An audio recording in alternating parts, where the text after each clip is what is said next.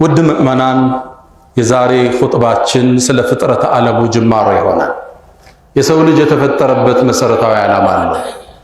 ወደዚህ ምድር የተላከበት፣ ወደ ምድር የወረደበት የተሰጠው ኃላፊነት የሰው ልጅ እዚህ ምድር ላይ አለ። ኢኒ ጃዒሉን ፊል አርዲ ኸሊፋ፣ እኔ ምድር ላይ ተተኪ አምባሳደሮችን ላረግ ነው። ወይም የኽሉፉ ባዕዱሁ ባዕዳን፣ አንዱ አንዱን እየወለደ የሚተካ ፍጡር ላረግ ነኝ ብሎ ስለኛ ታላቅነት ስለ አደም ልጆች ዝና ገና ድሮ አላህ አውጇል። የሰው ልጆችን ሊገዙት እንጂ አልፈጠራቸው። ምድርን ያለሙ ዘንድ አዟቸዋል። ወስተዕመረኩም ፊሃ፣ ይህን ተልኮ ረስተን ዛሬ በዱንያ ነዋይ ሰክረን በቁስ ናውዘን እንገኛለን። ታዲያ የሰው ልጅ ወደ ምንጩ መመለስ፣ የአላህን ትልቅነት ማሳየት፣ ለምን እንደተፈጠረ መጠቆም በዚህ ዘመን በእኛ ላይ ግዴታ ይሆናል። መጀመሪያ አላህ እሱና እሱ ብቻ ነበር ይላሉ ነቢዩ ዓለይሂ ሰላቱ ወሰላም። ካነ አላህ ወለም የኩን ሸይኡን መዐህ፣ ከሱ ጋር ምንም አልነበረም። ሰማይ ምድር፣ ውሃ ንፋስ፣ አየር ዛፍ፣ እንስሳ የሰው ልጅ፣ ዓርሽ ኩርሲ፣ ጀነት ጀሃነም፣ ሲድረቱል ሙንተሃ መላእክት፣ ማንም አልነበር አላህ።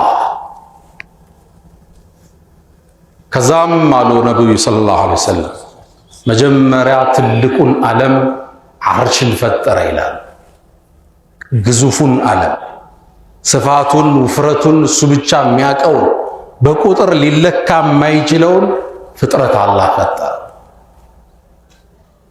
ዓርሽን አላህ አይገለገልበትም፣ ከዓርሽም ጥቅም አያገኙ፣ ከሱ በፊት ነውና አላህ ነበር።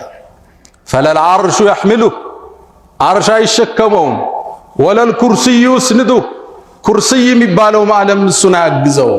በለል ዓርሽ ወዐዘመቱ፣ ዓርሽም ይሁን ታላቅነቱ፣ ወልኩርሲዩ ወዐዘመቱ፣ ኩርሲይም ይሁን ግዝፈቱ፣ ሁሉም በአላህ ጥበቃ ስር ነው። አላህና ብቻ። ዓርሽን ከፈጠረ በኋላ ውሃን ከስሩ ፈጠረ።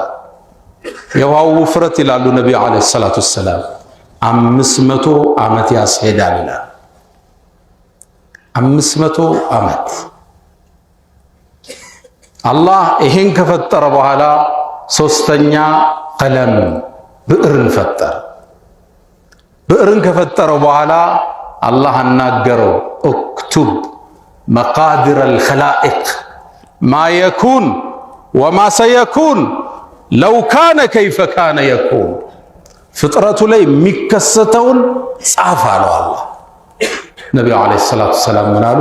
ፈንሸቀል ቀመር ምን ኸሽየቲላህ፣ የአላህን ትእዛዝ ሲሰማ ብዕሩ ደንግጦ ተሰነጠቀ ይላል። መጻፍ ጀመረ። ዛሬ የተሰበሰብንበት ስብሰባ ተጽፏል። ነገ የምንሰበሰበው ተጽፏል። እስከ የውመል ቂያማ ወኩለ ሸይ ነው የሚል አላህ። ሁሉን ነገር አሕሰይናህ ሰብስበን ጽፈነዋል። ፊ ኢማሚን ሙቢን፣ ግልጽ በሆነው ሰሌዳ ላይ። ለውሕ ማሕፉዝ ይባላል፣ የሚጠበቀው ሰሌዳ። እሱ ጋር ሁሉ ሰፍሯል። እሱ ውስጥ ያለውን አላህ እንጂ ሌላ የሚያውቅ የለም። ከዛ በኋላ አላህ እዚህ ጋር የተጻፈውን ወደ አፈጻጸም አወረደው። ወሰነ፣ ቀደር የተጻፈው ነው። ቀዷ ሲፈጸም ማለት ነው። አላህ ትእዛዝ አስተላለፈ ፍጥረቱ ዓለም እንዲፈጠር። ሰማያት ተፈጠሩ፣ ምድር ተፈጠሩ፣ የሰው ልጅ ይቀጥላል። ወአውሓ ፊ ኩሊ ሰማዕን አምረሃ፣ ወደ ሰማያትም አላህ ትእዛዝን አስተላለፈ። ሰማይን ፈጠራቸው።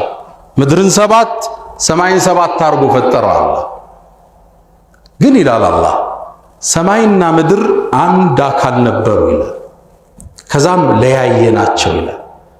አወለም የረ አለዚነ ከፈሩ አነ ሰማዋት ወልአርድ ካነታ ረትቀን፣ አንድ የነበሩና ፈፈተቅናሁማ፣ የለያየናቸው መሆናቸውን አላዩም እንደ እነዚያ የካዱት ይላል አላህ።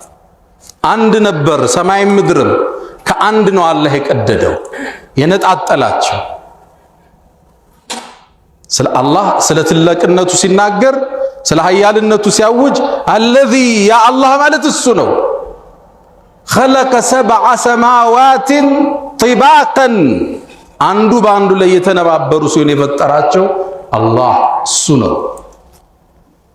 ما ترى في خلق الرحمن من تفاوت በአዛኙ ጌታ አፈጣጠር ክፍተትን አታይ። ተመልከት አማትር ينقلب إليك البصر خاسئا وهو حسير። ለዛ ነው ቁርአን ስንቀራ ቁል በል አዑዙ እጠበቃለሁ ቢረቢል ፈለቅ ፈልቅቆ በሚያወጣው ጌታ እጠበቃለሁ። ከአንድ አካል ሰማይና ምድርን ፈልቅቆ የሚያወጣ ይሄን አዲሱን ክስተት የዘመኑ ጥናት ያጠኑ ሳይንቲስቶች the big bang theory ይሉታል። የታላቁ ፍንዳታ ቲየሪ የሚሉት አላቸው። ጥናቱ የሚያሳያቸው ምንድነው? ሰማይና መሬት አንድ ሁና መሃላቸው በተፈጠረ ሙቀትና ፍሪክሽን ተነጣጠሉ ይላሉ። ሄደው ትንሽ ጭላንጭሉ ላይ ደረሱ። እኛ ቁርአን ድሮ ነግሮናል። አወለም የረ الذين كفروا እነዛ ከሃዲያን አልሰሙም አላወቁም እንዴ? አነ السماوات والأرض ሰማይና ምድር ካነታ ረትቀን አንድ የነበሩና ፈፈተቅናሁማ የለያየናቸው መሆናቸውን አላወቁም እንዴ ይላል። ፍጥረተ ዓለሙ ጅማር አርሽ የሚባለው ግዙፍ ዓለም አላህ በእጁ ከፈጠረው ፍጥረት ውስጥ እሱ ነው። ሌላኛው አደም ነው። ሌላኛው ጀነቱ አድን ነው። አራተኛው ቀለም አላህ በእጁ የፈጠራቸው ናቸው። ሌላውን ግን ሁን አለው ሆነ አላህ። አርሽን ነቢዩ ዓለይሂ ሰላቱ ወሰላም አንድ ሰሃቦቹ ጋር ቆመው ወደ ደመና ተመለከቱ። ይህን ደመና ምንድነው የምትሉት አሏቸው። በአረበኛ ቃል ነገሯቸው። ከዛም ወደ ሰማይ አማተሩና ከምድር ወደ ሰማይ ምን ያህል ይርቃል አሏቸው። አናቅም አሉ ሰሃቦቹ። ነቢዩ ዓለይሂ ሰላቱ ወሰላም 500 ዓመት ያስሄዳል። ይሄው የምናየው ፕላኔት የሚባሉት ዩኒቨርስ የሚባለው ምናምን የሚባለው ከአንደኛው ሰማይ ስር ያለ አንዱ ሰማይ ሌላውን እንዲያቅፎታል። ሁለተኛው ሰማይ ሌላውን አዝሎታል። ሶስተኛው ሌላውን ያጥረዋል። አራተኛው ያጥረዋል እስከ 7 ድረስ ልክ እንቁላል ከውስጡ ያለውን ቅርፊቱ እንደሚይዘው አንዱ አንዱን ጠበቅ ተነባብሮ ነው የተቀመጡት። ከ7ቱ ሰማይ በላይ ኩርሲይ የሚባል ዓለም አለ። ግዙፍ ነው እሱ። ነቢዩ ዓለይሂ ሰላቱ ወሰላም ስለዚህ ግዙፍ ዓለም ሲናገሩ አንዱ ሰማይ 500 ዓመት ያሰዳል አሉ። ውፍረቱ ከአንዱና ከሁለተኛው መሃል ሌላ 500 ዓመት ክፍት አየር አለ። 7ቱ እንዲነባበሯቸውና መሰማዋቱ ሰብዓን 7ቱ ሰማይ ወስዳችሁ ኩርሲይ የሚባለው ዓለም ላይ ብትጥሉት በረሃ ላይ እንደወደቀ ቀለበት ማለት ነው። ሱብሓነሁ ወቢሐምዲሂ ወሲዐ ኩርሲዩ ሰማዋት ወልአርድ ሰማይም ኩርሲይም ሰፋ ይላል። ወላ የኡዱሁ ሕፍዙሁማ እነሱም መጠበቅ ለሱ አይሳነው። ኩርሲይን ወስዳችሁ አርሽ ላይ ብትጥሉት ቦታ የለው። ከኩርሲይ በላይ ውሃላሉ 500 ዓመት ያሰዳል። አርሽን ግን ስፋቱና ግዝፈቱን እሱ ብቻ ነው የሚያውቀው አሉ ነቢዩ ዓለይሂ ሰላቱ ወሰላም። አላህ ኻሊቁል አክዋን ይሄ የአላህ ግዝፈት ታላቅነት ሁሉ ነገር ማይሳነው መሆኑን ረሳንና ዛሬ መበደል ቀላል ነው። ሙቶ እንደሚቀሰቀስ ሰው ዘንግቷል። አልካደም ባፉ በድርጊቱ ግን አፈጽሞታል። ቸክ ሰጥቶ ይጠፋል። ውሸት እንደ ልብ ነው። ወሬ ቆንጥሮ ማስተላለፍ ችግር የለው። መቀባበል ተራ ነገር ነው። ዝምድና መቁረጥ ተራ ነገር ነው። የወላጅ ሐቅ መርገጥ የለም። ወማ ቀደሩላህ ሐቅ ቀድሪ የአላህን ትክክለኛ መጠን አልመጠኑትም ይላል ነቢዩ ዓለይሂ ሰላቱ አላሁመ አንተ ልአወል መጀመሪያ አንተ ነህ፣ ከአንተ በፊት ምንም የለም። ወአንተ ልአኺር መጨረሻ የምትቀረውም አንተ ነህ፣ ከአንተ በኋላ የለም ይላል። የቂያም ቀን ሲደርስ ፍጥረት ዓለሙ ያልቃል። ነቢያት ይሞታሉ፣ መላእክት ይሞታሉ፣ ሰማይና መሬት ይተረማመሳሉ። ያኔ አላህና ጥቂት መላእክቶች ይቀራሉ። የሞት መላእካን አላህ ይጠራዋል። ማን ቀረ ይለዋል። ጌታዬ እኔ ጅብሪል ሚካኤል ነው ይላል። የጅብሪልን ሩህ ውሰድ ይለዋል። አላህ ይወስዳል። ማን ቀረ ይለዋል። እኔና ሚካኤል የሚካኤልን ሩህ ውሰድ ይለዋል። እሱም ይሞታል። መጨረሻ ማን ቀረ ይለዋል። ጌታዬ እኔ ብቻ ይላል። ሞት መለከል መውት ይለዋል። አንተም እለፍ ይለዋል። የተፈጠረው ፍጥረት ሁሉ ጸጥ ባለበት ተጨባጭ 40 ዓመት ይላሉ ነቢዩ ዓለይሂ ሰላቱ ወሰላም። አላህ ብቻውን ይፎክራል። ሊመኒል ሙልኩል የውም ዛሬ ንግስና ለማን ነው ይላል። ማን ይመልሳል? ማንም የለም። ሊላሂል ዋሂዲል ቀሃር ይላል። ለአንዱና ለብቸኛው ለአሸናፊው አላህ ነው ሲል አላህ ለራሱ ምላሽ ይሰጣል። አላህ ኃያል ጌታ፣ ታላቅ ጌታ። አላህም በ6 ቀናት ሰማይን ምድርን ፈጠረ። ምድርንም ባረካት። ሰማይ ውስጥ የሚኖሩትን መላእክቶችንም ቦታ መደባቸው። አንደኛው ሰማይ የሚኖሩት ከሁለተኛው በሳይዝ ያንሳል። ግዝፈታቸው በየሰማዩ ልክ ይጨምራል። ሁሉንም ሰማይ በትእዛዝ ሞልቷቸዋል። ሰማያት ሞልተዋል፣ በመላእክት ታጭቀዋል። ለዛ ነው ነቢዩ ዓለይሂ ሰላቱ ወሰላም አንድ የሰሃቦቹ ጋር ቁጭ ብለው አጠት ሰማይ እኮ ሲጥጥ የሚል ድምፅ አወጣቻል። መኪና ጭነት ሲበዛበት የሚያወጣው ድምፅ አለ። ሲጥጥ አለች አለ ነቢዩ ሰለላሁ ዐለይሂ ወሰለም። ወሁቀ ለሃ አንጠጥ ልትል ይገባታል አሉ ነቢዩ ዓለይሂ ሰላቱ ወሰላም። ከሰማይ ላይ እኮ ምንም ቦታ የለም፣ ወይ የሚሰግድ መላኢካ ወይ ዚክር የሚያደርግ ወይም ሩኩዕ ላይ ያለ ቢሆን እንጂ ባዶ ቦታ የለም። ለዛም አላህ ሰማይ በየጊዜው እንድትሰፋ ውሳኔ አስተላለፈ። እኛ ሰማይን ፈጠርናት ቢአይዲን በእጃችን ወኢና ለሙሲዑን እያሰፋናት ነው ምንዳላል። ከስድስተኛው ቀን በኋላ የውሙል ጁምዓ የጁምዓ ቀን አላህ ጀነትና ጀሃነምን ፈጠረ። ጁምዓ ከዐሱር በኋላ አባታችን አደም እንዲፈጠር አላህ ወሰነ። ዛሬ ጁምዓ። ለዛ ነው ነቢዩ ዓለይሂ ሰላቱ ወሰላም ጁምዓ ቀን ይላሉ አደም ወደ ጀነት የገባበት ከጀነት የወጣበት የተፈጠረበትም ቀን ነው ይላል። ከዐሱር በኋላ አላህ የሞትን መላኢካ ወደ ምድር ላከ። ከመሬትም አፈር ዘግነን አለ ይዞ መጣ። ይዞት የመጣው አፈር ነጭ አለው፣ ቀይ፣ ድንጋዩ፣ ጠጠሩ፣ ጥቁሩ ሁሉ አለ። ይሄንም አፈር በጀነትና በሲድረተል ሙንተሃ መሃል አስቀመጠ። መላእክት መጥተው አላህን ጠየቁ፣ ይሄ ጭቃ ምንድነው? ኢኒ ኻሊቁን በሸረን ሚን ጢን፣ ከዚህ ጭቃ ሰውን ልፈጥር ነው አላቸው። ከዛም አላህ አደምን አስተካከለ። ሩህም በጭንቅላቱ አስገባበት። ወደ አይኑ ሲደርስ አይኑን ከፈተ። ወደ አፉ ሲደርስ አነጠሰ። አልሐምዱሊላህ አለ አደም። የመጀመሪያ አባታችን ቃል አልሐምዱሊላህ። ከዛም ወደ ሆዱ ወረደ፣ ወደ እጁ ገባ። ሩህ ምንድነች? አላህን የከተታት ሚስጥሯ ምንድነው? ቁል ሩሁ ምን አምሪ ረቢ፣ እሱም ያውቃት ጥበብ ነች ሩህ ማለት። ተኝተን ሰማይ ደርሳ ትመጣለች፣ እሱ ነው የሚያውቀው እንዴት ደርሳ እንደምትመጣ። አጀሏ ከደረሰ እዛው እንዛታለን አለ አላህ።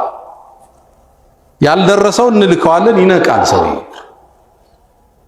ሚስጥሯ ምንድነው? ሩህ ብርሃን ነች? ንፋስ ነች? ቁል ሩሁ ምን አምሪ ረቢ፣ ጌታ ብቻ ነው የሚያውቀው። ያኔ አደምም እጁ ጋር እንደገባች መቆም አማረው። ወኹሊቀል ኢንሳኑ ዐጁላ፣ ችኮላ ያኔ ነው የጀመረን። አደምም እንደተፈጠረ ወደ መላእክት መጣ፣ ሰላምታ አቀረበላቸው። መላእክትም ደረጃውን ለማወቅ ጠየቁት። ወዓለመ አደመል አስማአ ኩለሃ የሁሉንም ነገር ስም ለአደም አስተማር ነው አለ አላህ። የሁሉንም ቋንቋ አሁን የምንማረው አደም አባታችን ያውቁታል።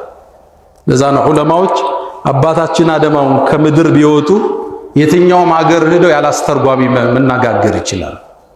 ሁሉንም ቋንቋ አላህ አስተምሯቸው። መላእክት በእውቀቱ ተገረሙ። ለአደም የክብር ስግደት ወረዱለት። ሸይጣን ሲቀር እሱ አልሰግድም አለ። አስጁዱ ሊመን ኸለቅተ ጢና ከጭቃ ላቦካው ሰግዳለሁ እንዴ አለ። ኸለቅተኒ ሚን ናር እኔን ከእሳት ፈጠረኝ ከሚያቃጥል ከሚበላ ከጭቃ ለተፈጠረው ሰግዳለሁ እንዴ አለ። ጭቃ እሳትን እንደሚያጠፋው አላወቀም ሸይጣን። አላህም አደምና ሐዋን ወደ ጀነት ግቡ አላቸው። አንዲትን ዛፍ እንዳትበሉ አላቸው። ጀነት የሚለው ስያሜ አትክልት ማለት ነው። ዛፍ የበዛበት ዓለም ነው። አዝርዕት ፍሩት የበዛበት ሀገር ነው። የተከለከሏትን አባታችን አደም ከሐዋ ጋር ቀመሱ። ያኔ ልብሳቸው ተገፈፈ። ከጀነትም እንዲወርዱ አላህ ወሰነ። አባታችን አደም የምድርን ህይወት ለመጀመር ወደ ምድር ከሐዋ ጋር ወደ ምድር ወረዱ። አላ ወፈዐሉል ኸይራት ወስተግፊሩ ረበኩም ፈጡባ ሊልሙስተግፊሪን። አልሐምዱሊላሂ ዐላ ኢሕሳኒህ ወሽክሩ ለሁ ዐላ ተፈዱሊህ ወምትናኒህ ወላ ኢላሃ ኢለላህ ተዕዚመን ሊሸእኒህ ወሰለላሁ ወሰለም ወባረከ ዐላ ረሱሊህ ወኢኽዋኒህ። ውድ ምእመናን ዛሬ ፍጥረተ ዓለሙን ጅማሮ ማውሳታችን የአላህን ኃያልነት እንድንረዳ ብሎም እንደ ሰው ልጅ የተላክንበትን ቁም ነገር እንዳንረሳ ለማስታወስ አላሁ ስብሓነሁ ወተዓላ አባታችን አደምን ወደ ምድር ሐዋን አወረዱ። እነሱም ይቅርታ ጌታቸውን ጠየቁ። ቃላ ጌታችን ረበና ዘለምና አንፉሰና ነፍሳችን በድለናል ትእዛዝህን በመጣስ ወኢን ለም ተግፊር ለና ካልማርከን ወተርሐምና ካላዘንክልን ለነኩነነ ሚነል ኻሲሪን ከከሳሪዎች እንሆናለናል። አላህ ማህርታ ሰጣቸው። የምድራዊ ቆይታን እንዲያሳልፉ ትእዛዝ ሰጥቶ አወረዳቸው። የመጀመሪያ ከአባታችን አደም እንደ ሰው ልጅ የምንማረው ትምህርት ማጉደል ይኖራል፣ ማጥፋት ይኖራል፣ መቀነስ ይኖራል፣ መሳሳት ይኖራል። አባታችን ከአፈር ነው። አፈር ደግሞ ይደፈርሳል። እኛም የአፈር ልጆች ነን። አፈር መደፍረሱ አይቀርም። እንሳሳት እንችላለን። ወደ ጌታችን መመለስ ቃላ ረበና ዘለምና አንፉሰና ነፍሳችን በድለናል ብለን መጸጸት የአባት ነው። መሳሳት የአባት ነው። መመለስም የአባት ነውና ልብ ልንለው ይገባል። ሁለተኛ ከአባታችን አደም ታሪክ የምንማረው አመስጋኝ ነው። አባታችን አደም የመጀመሪያ ካፋቸው የወጣ ቃል አልሐምዱሊላህ። አሁን አልሐምዱሊላህ አለ። ሁሉም ስለጎደለበት ነገር ነው የሚያወራው አይደል? ስለቀነሰበት ነገር ተማጽኖ ያገኘውን ነገር ከሶስት ቀን በኋላ ይረሳውና አዲስ ይመኛል። የሰው ልጅ ሐምድ የለም። አላህ የሰጠውን ጸጋ ሁሉ ረስቷል። የሰጠው ጸጋ ደግሞ ቢቆጠር አይደለም ወይ እንተዑዱ ኒዕመተላህ ላ ትሕሱሃ። ጸጋው ብዙ ነው እኛ ዘንድ የዋለው ጤንነቱ፣ የምንጎርሳት ነገር፣ ህይወቱ፣ ትልቁ ቁም ነገር የሰጠን ኢማን አልሐምዱሊላህ ካፋችን ርቋል። ስለ መጉደል፣ ስለ ኑሮ ችግር፣ ስለ ጦርነቱ፣ ስለ ፖለቲካል ስንክሳሩ ችግር እንጂ ምስጋና የሚያወራ ትንሽ ሰዎች ናቸው።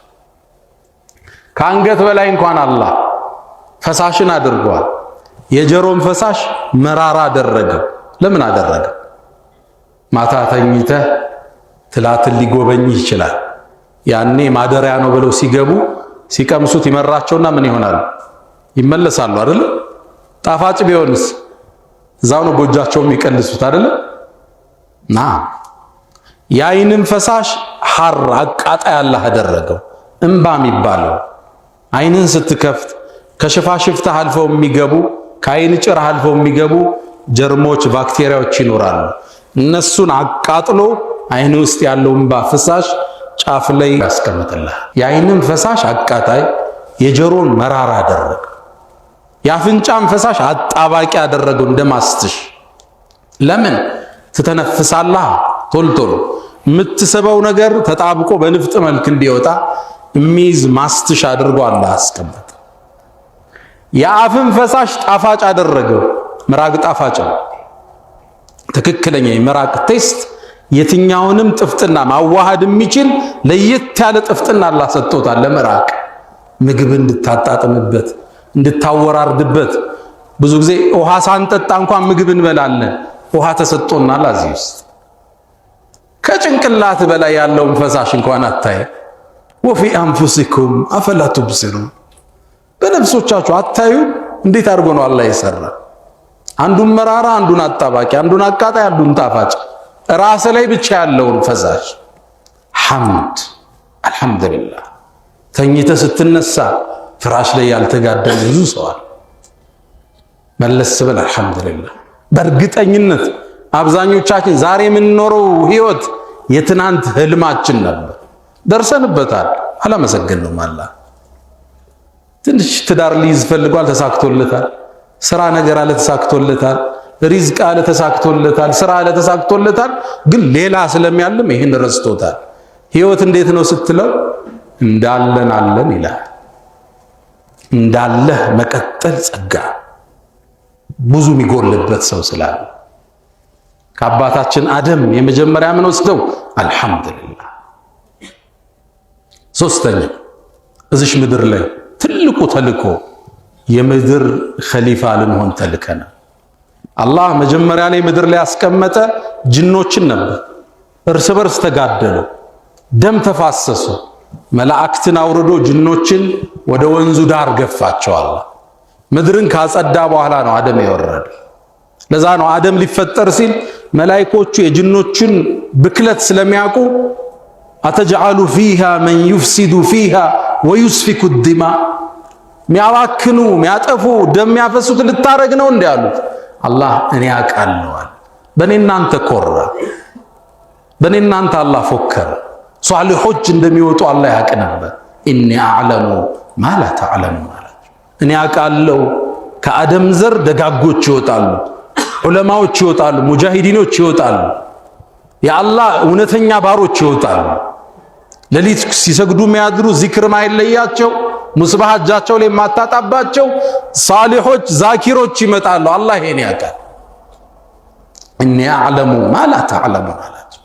ወደ ምድር የመጣንበት ኃላፊነት ምድርን ልናቀና፣ የሰው ልጆችን ልንታደግ፣ ምድርን ልናስውባት ወስተዕመረኩም ፊሃ ትልቅ ኃላፊነት ተሸክመን የነቢዩን ዓለይሂ ሰላቱ ወሰላም ተልእኮ ልናስቀጥል ዛሬ መጽሐፉ እኛ እጅጋ ይገኛል።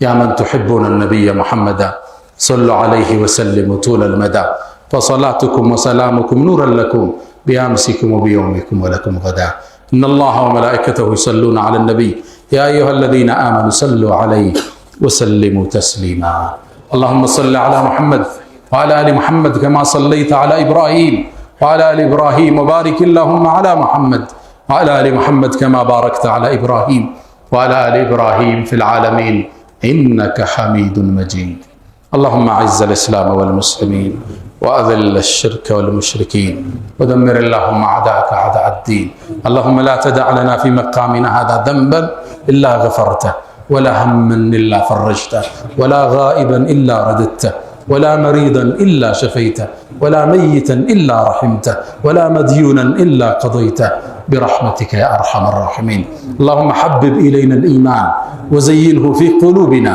وكره إلينا الكفر والفسوق والعصيان واجعلنا من الراشدين اللهم إنا نعوذ بك من زوال نعمتك وتحول عافيتك وفجاءة نقمتك وجميع سخطك يا أرحم الراحمين اللهم ربنا آتنا في الدنيا حسنة وفي الآخرة حسنة وقنا عذاب النار وسلام على المرسلين ألا فأقم الصلاة.